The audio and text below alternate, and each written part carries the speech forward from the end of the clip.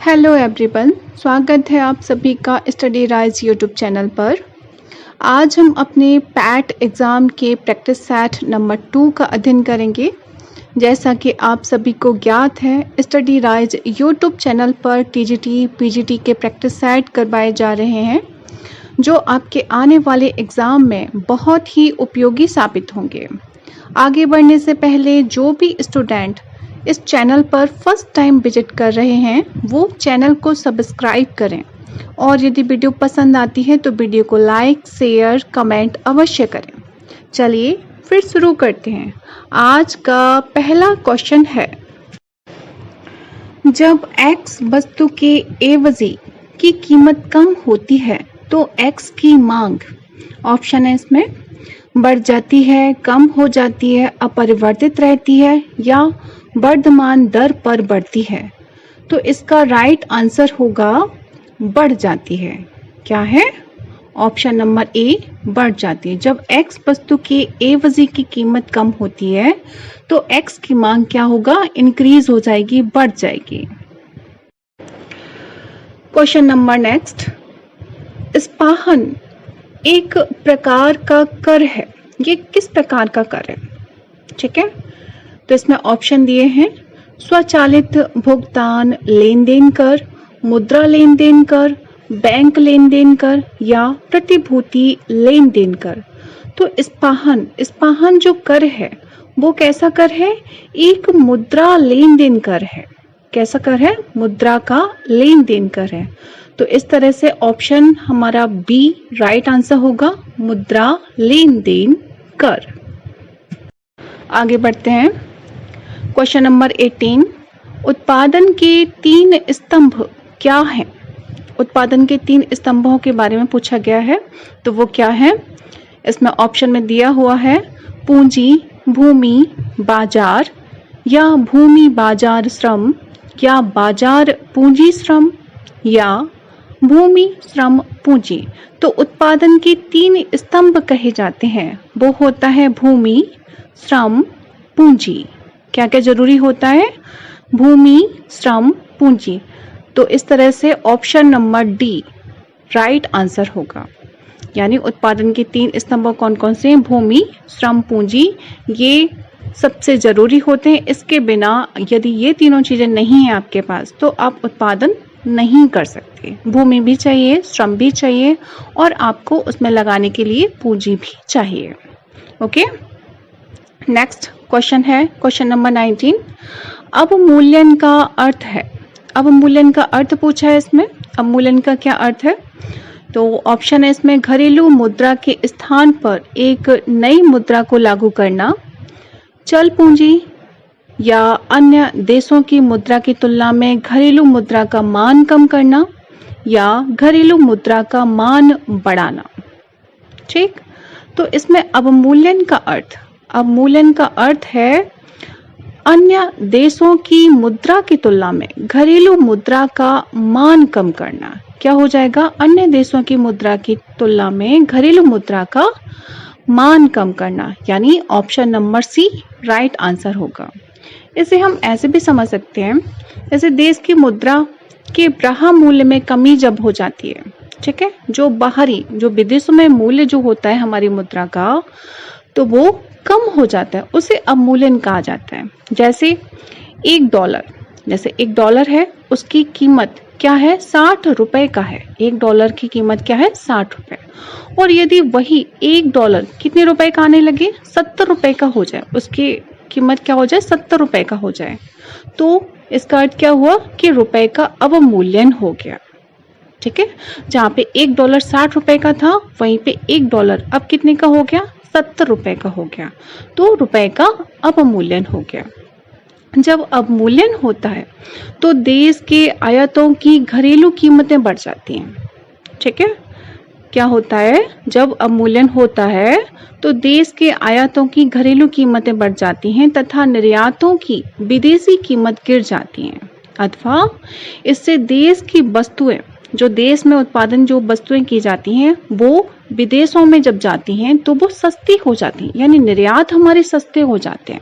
ठीक है, और जो भी वस्तुएं हैं जो बाहर से आती हैं, हमारे देश में आती हैं, आयात जिसका होता है, वो कैसी हो जाएंगी, वो महंगी हो जाएंगी। ठीक है, तो सिंपल रूप से यही हो जाएगा कि अगर हम ये कहें कि एक लाइन में अवमूल्यन क्या है, तो अवमूल्यन करने वाले देश में आयात महंगी तथा निर्यात सस्ते हो जाते हैं। ठीक है, ये मेन पॉइंट बहुत आता है। इसको क्वेश्चन मतलब डिफरेंट तरीके से पूछा जाता है कि अवमूल्यन में क्या होता है, या निर्यात सस्ते होते हैं कि महंगे हो जाते हैं, ये भी क्वेश्चन पूछ सकता है। तो आपको इसमें 2-3 क्वेश्चन तैयार हो जाएंगे। ओके, तो क्या होता है, अवमूल्यन करने वाले देश में आयात महंगे हो जाते हैं और जबकि निर्यात कैसे हो जाते हैं, सस्ते हो जाते हैं। Okay, next question, question number 20, निम्नलिखित में से एक गैर योजना व्यय का सबसे महत्वपूर्ण मद कौन सा है? ऑप्शन है इसमें ब्याज का भुगतान, रक्षा व्यय, उर्वरक सब्सिडी या सार्वजनिक उद्यमों के लिए ऋण। तो इसमें क्वेश्चन पूछा गया है एक गैर योजना व्यय, ठीक है, जो जिसकी योजना नहीं बनाई गई है, एक गैर योजना व्यय का सबसे महत्वपूर्ण मद कौन सा है? तो इसका राइट आंसर होगा ऑप्शन नंबर ए, ब्याज का भुगतान। क्या होगा? ब्याज का भुगतान। देखो, जैसे सरकार के द्वारा विभिन्न योजनाओं के अंतर्गत किया जाने वाला व्यय, ठीक है, जो योजनाओं के अंतर्गत व्यय किया जाता है वो योजना व्यय कहलाता है। जैसे सरकारें स्वास्थ्य पे खर्च करती हैं, शिक्षा पर, पेयजल पर, आवास, सफाई, रोजगार सृजन पे, इन सब पे कैसा योजनागत व्यय होता है। ठीक है, और दूसरी ओर जैसे ब्याज की अदायगी है या सब्सिडी है, ऐसी जो चीजें होती हैं, मतलब ऐसे जो व्यय हैं वो कैसे हैं, गैर योजना व्यय के अंतर्गत आते हैं। कैसे आते हैं? इनके लिए योजना नहीं बनाई जाती है बट गैर योजना व्यय के अंतर्गत आते हैं।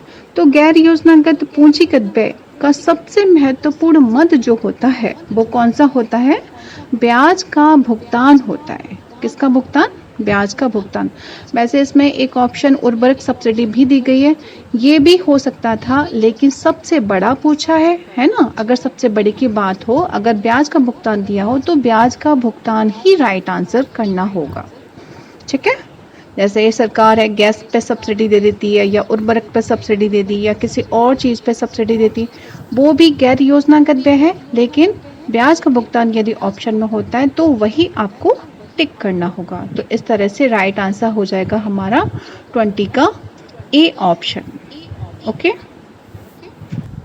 अब नेक्स्ट क्वेश्चन है 21, भारत में नियंत्रक एवं महालेखा परीक्षक पद पर नियुक्ति का कार्यकाल होता है, तो कितना कार्यकाल होता है भारत के नियंत्रक एवं महालेखा परीक्षक की?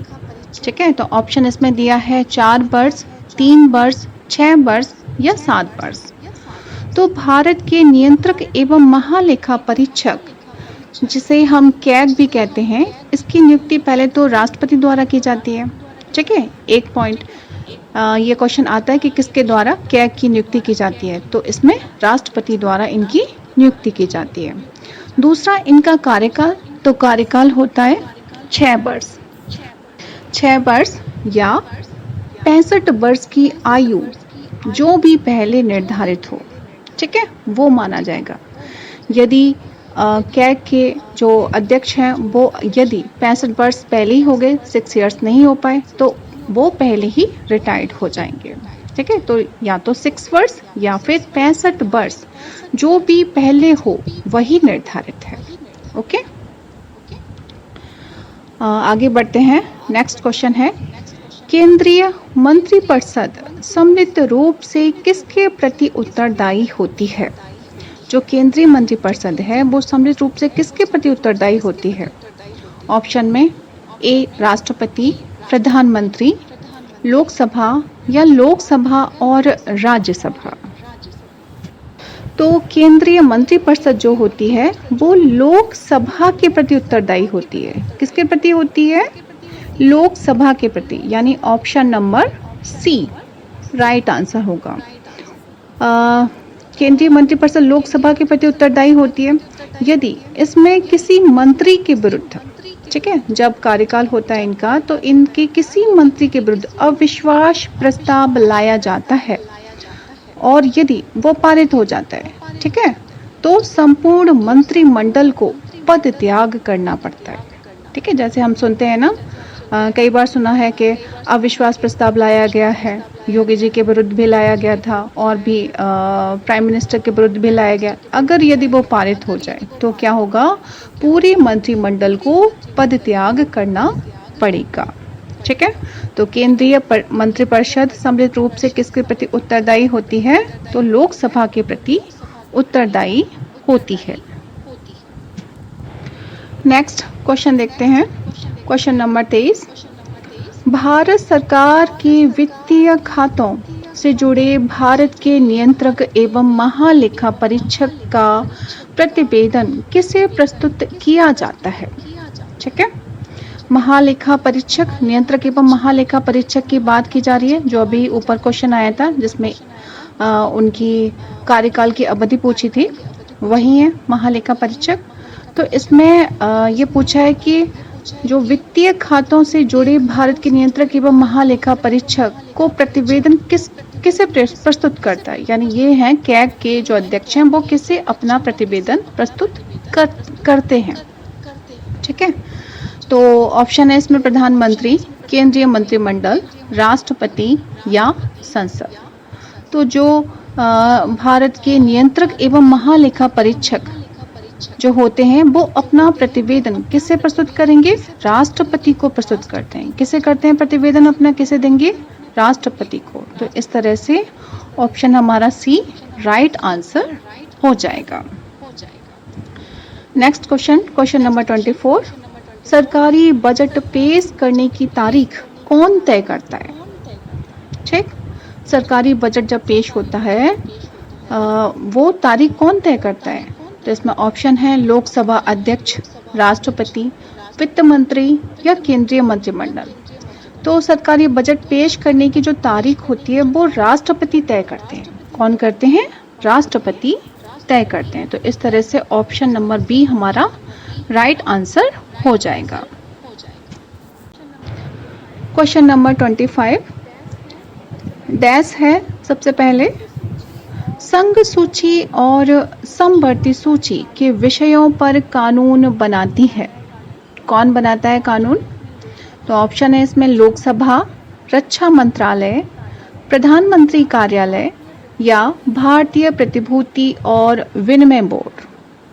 ठीक, तो इसमें राइट आंसर हो जाएगा लोकसभा। इसके ऑप्शन के अकॉर्डिंग कौन सा राइट आंसर हो जाएगा, ए लोकसभा।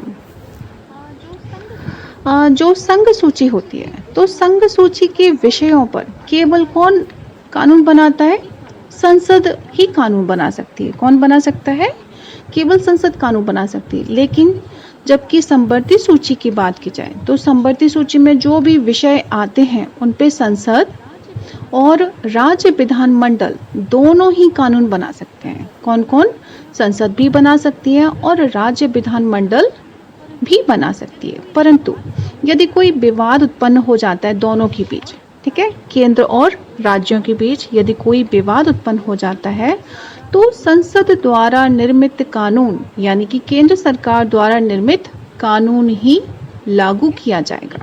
ठीक है, वही मान्य होगा। तो इसके ऑप्शन के अकॉर्डिंग तो इसमें राइट आंसर हो जाएगा कौन सा, लोकसभा, क्योंकि इसमें राज्य के विधानमंडल दिए नहीं है। ठीक है, तो इसलिए इसमें ए राइट आंसर हो जाएगा। यानी संघ सूची और समवर्ती सूची के विषयों पर कानून कौन बनाता है, तो लोकसभा कानून बनाती है। ओके, क्वेश्चन नंबर 26 घर्षण संपर्क में आने वाले दो पृष्ठों की डैश डैश के कारण होता है। क्या होता है, अनियमितताओं के कारण होता है, चिकनाई के कारण होता है या घनत्व के कारण होता है या अंतराल के कारण होता है। मतलब घर्षण संपर्क में आने वाले दो पृष्ठों की, ठीक है, दो पृष्ठों की किसके कारण होता है? अनियमितताओं के कारण होता है। जब घर्षण संपर्क होता है तो वो क्यों होता है? क्योंकि दो पृष्ठों की अनियमितताएं इसका कारण होती हैं। ठीक है, तो ऑप्शन ए हमारा राइट आंसर हो जाएगा। क्वेश्चन नंबर 27, गैसोलीन किस पदार्थ का दूसरा नाम भी है? गैसोलीन किस पदार्थ का दूसरा नाम भी है? तो डीजल तेल का है, या पेट्रोल का है, या कच्चा तेल का है, या प्राकृतिक गैस का है? तो गैसोलीन किसे कहा जाता है? पेट्रोल को कहा जाता है। किसे कहा जाता है? पेट्रोल को। तो इस तरह से बी इसका राइट आंसर होगा। क्वेश्चन नंबर 28, जंग से बचाव के लिए लोहे पर जस्ते की लेपन प्रक्रिया को क्या कहते हैं? जंग से बचाव के लिए लोहे पर जस्ते की लेपन प्रक्रिया को क्या कहते हैं? ऑप्शन है इसमें रूपांतरण, मिश्र धातु, विकिरण या यशदीकरण। ठीक है, तो इसमें जंग से बचाव के लिए लोहे पर क्या होता है? जस्ते की लेपन जो की जाती है उसे यशदीकरण कहते हैं। क्या कहते हैं? यशदीकरण, यानी कि गैल्वनाइजेशन कहा जाता है। ठीक है, तो इसका राइट आंसर हो जाएगा option number D. Next question, question number 29, वह मीटर है जो वाहन द्वारा तय की गई दूरी को मापता है उसे कहा जाता है? क्या कहा जाता है? वह मीटर जो वाहन द्वारा तय की गई दूरी को मापता है वह क्या कहा जाता है? ऑप्शन है चाल मापी, पथ मापी, थर्मामीटर या किलोमीटर। तो जो वाहन द्वारा चली गई दूरी जो मापता है वो होता है पथ मापी। क्या होता है? पथ मापी, यानी option number B right answer हो जाएगा।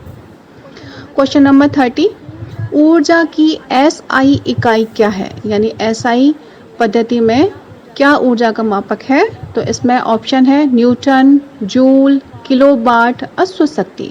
तो ऊर्जा की एसआई इकाई क्या है? जूल होती है। क्या होती है ऊर्जा की एसआई इकाई? जूल होती है। तो ऑप्शन नंबर बी हमारा राइट आंसर होगा। नेक्स्ट क्वेश्चन, क्वेश्चन नंबर 36, निम्न विकल्पों में से किस एक सही विकल्प को छांटिए? ठीक है, तो ऑप्शन है इसमें जीवन क्षण भंगुर है, व्यर्थ नष्ट न करें। जीवन क्षण भंगुर है, व्यर्थ नष्ट नहीं करें। जीवन क्षण भंगुर है, व्यर्थ नष्ट न करें। जीवन क्षण भंगुर है, व्यर्थ नष्ट न करें। तो इसमें कुछ मतलब गलत लिखा गया है। ठीक है, तो वही आपको सीधा वही इसमें से छांटना है, हिंदी में है। तो इसमें ऑप्शन नंबर ए जीवन क्षण भंगुर ये सही है। ठीक है, जीवन भी सही लिखा है, देखो नीचे वाले ऑप्शन में गलत लिखा हुआ है ना। जीवन क्षण भंगुर है और क्षण भंगुर भी इसमें सही है, और व्यर्थ नष्ट ना करें। तो ये जो पूरा है ये सेंटेंस बिल्कुल सही है। तो ऑप्शन नंबर ए इसमें राइट आंसर हो जाएगा। Next question, question number 37, pulling वाचक शब्द छांटिए। क्या पूछा है इसमें? पुल्लिंग वाचक शब्द छांटिए। तो कैमरा, पायल, प्लेट, तलवार।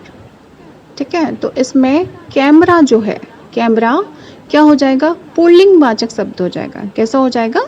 पुल्लिंग वाचक। पायल, प्लेट, तलवार ये सभी स्त्रीलिंग वाचक हो जाएंगे। अच्छा, नेक्स्ट क्वेश्चन, क्वेश्चन नंबर 38, नीचे लोकोक्तियां और उनके अर्थ दिए गए हैं, इनमें गलत अर्थ वाली लोकोक्ति का चयन कीजिए। ऑप्शन है ए आगे नाथ न पीछे पगहा, यानी बंधनहीन। ठीक, ये सही है। आगे नाथ न पीछे पगहा यानी बंधनहीन, जिसके आगे पीछे कोई भी नहीं है वो उसकी लोकोक्ति यही कही जाती है। ऑप्शन नंबर बी है तीन तेरह होना, यानी संगठित होना, ये गलत हो जाएगा। तीन तेरह होना मतलब अलग अलग हो जाना। ठीक है, संगठित नहीं होगा, यहाँ पे क्या होगा? अलग अलग बिखर जाना, अलग अलग हो जाना। ठीक है, तो यही राइट आंसर हो जाएगा इसमें। अच्छा, सी भी पढ़ लेते हैं क्या है। एक टकसाल के ढले हैं, यानी एक टकसाल के ढले हैं, सब एक जैसे हैं, ये एकदम राइट है। आँख के अंधे गांठ के पूरे, ठीक है। नेक्स्ट है आँख के अंधे गांठ के पूरे, यानी मूर्ख लेकिन धनवान। तो ये भी सही है, हमारे ए सी डी ऑप्शन सही है, लेकिन जो इसके अकॉर्डिंग जो गलत दिया गया है ना, गलत, तो ऑप्शन बी हमारा राइट आंसर होगा। इस क्वेश्चन के अकॉर्डिंग कौन सा option number B right answer हो जाएगा। क्वेश्चन नंबर 39, संख्या गमन का सही संधि विच्छेद है। इसमें संख्या गमन का सही संधि विच्छेद पूछा है। तो इसमें ऑप्शन है सखी प्लस आगमन, सखी प्लस आगमन, सखी प्लस गमन या संख्या प्लस गमन। तो इसका राइट आंसर हो जाएगा सखी प्लस आगमन, यानी ऑप्शन नंबर ए सखी प्लस आगमन हमारा राइट आंसर होगा।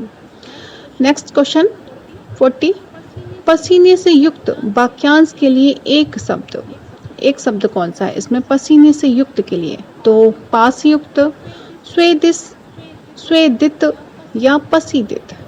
तो पसीने से युक्त के लिए एक जो वाक्यांश का एक शब्द में हम कह सकते हैं तो वो होगा सही हमारा स्वेदित। कौन सा होगा? ऑप्शन नंबर सी स्वेदित। स्वेदित हमारा राइट आंसर हो जाएगा। 40 का सी ऑप्शन राइट आंसर होगा। तो चलिए फ्रेंड्स, आज के लिए बस इतना ही। यदि वीडियो पसंद आती है तो वीडियो को लाइक, कमेंट, शेयर अवश्य करें अपने दोस्तों के साथ। Thanks for watching.